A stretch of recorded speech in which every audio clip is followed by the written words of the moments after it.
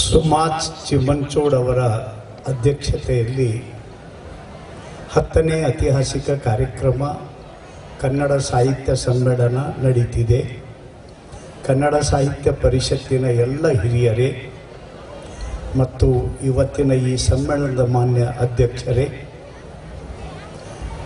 ವಿಶೇಷವಾಗಿ ಇದನ್ನು ಉದ್ಘಾಟಿಸಲು ಬಂದಿರತಕ್ಕಂಥ ನಮ್ಮ ರಾಜ್ಯದ ಆರೋಗ್ಯ ಮತ್ತು ಉದ್ಯೋಗ ಇವೆರಡಕ್ಕೂ ಜೋಡಿಸ್ತಕ್ಕಂಥ ಮಹತ್ ಕಾರ್ಯದ ಒಬ್ಬ ಸಚಿವರಾದಂಥ ನಮ್ಮ ಶಾಸಕರಾದ ಶ್ರೀ ಶರಣ್ ಪ್ರಕಾಶ್ ಪಾಟೀಲ್ ಅವರೇ, ಈ ಸಮ್ಮೇಳನ ಯಶಸ್ವಿಯಾಗಿ ಒಂದು ದಾಖಲಾತಿಯನ್ನು ನಿರ್ಮಾಣ ಮಾಡಲಿ ಅಂತ ನಾನು ದೇವರಲ್ಲಿ ಪ್ರಾರ್ಥನೆ ಮಾಡ್ತೇನೆ. ಜೊತೆಯಲ್ಲಿ ಈಗ ಬಂದಿರತಕ್ಕಂಥ ಮಾತುಗಳಲ್ಲಿ ಎರಡು, ಒಂದು ಸಂಸ್ಕೃತಿ, ಎರಡನೇದ್ದು ಕನ್ನಡ ಭಾಷೆ.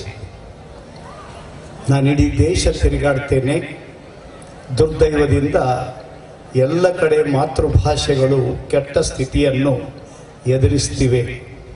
ಕಳೆದ 15 ವರ್ಷಗಳಲ್ಲಿ ಭಾರತೀಯ ಭಾಷೆಯನ್ನು ಬಿಟ್ಟು ಇಂಗ್ಲೀಷ್ನಲ್ಲಿ ಓದುವವರ ಸಂಖ್ಯೆ 45% ಏರಿದೆ. ಇದು ತುಂಬ ನೋವಿನ ಸಂಗತಿ ಇದೆ. ನಾನು ಫಸ್ಟ್ ಸೇಡಂದಲ್ಲಿ ಒಂದು ಇಂಗ್ಲೀಷ್ ಮೀಡಿಯಂ ಶಾಲೆ ಮಾಡಬೇಕಾದಾಗ 1 ವರ್ಷ ನನ್ನ ಶಾಲೆ ಎಲ್ಲ ಕ್ಲಾಸ್ಗಳಿಗೆ